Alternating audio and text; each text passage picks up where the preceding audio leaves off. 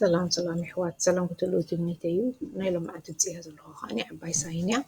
ንሱ ከዓኒ እቲ ዘለናዮ ግዜ ምልክት ዝህብ ማለት እዩ which is we are living the end times in the book of Revelation second coming of Christ is very very near እዚ ከዓ ካብኡ ሓደ ዓብ ሳይን እዩ ሕጂ ኣብ እስራኤል እንታይ እዮም ዝብሉ ዘለዉ the Jewish Messiah is here ብሎ እቲ እስራኤል ራባይ ንባዕሉ ከይተርፈ እንታይ ኢሉ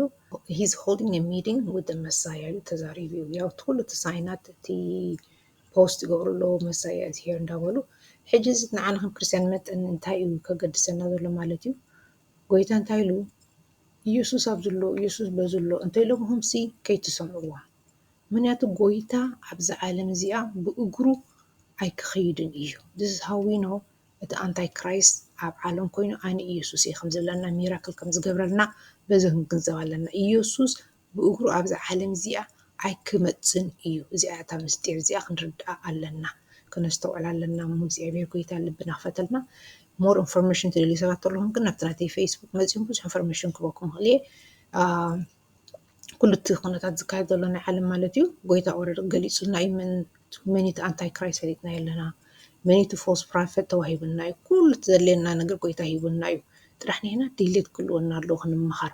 ምእንቲ እቲ ግዜሲ መፂኡስ ከይጎብጠና ከይተረድአና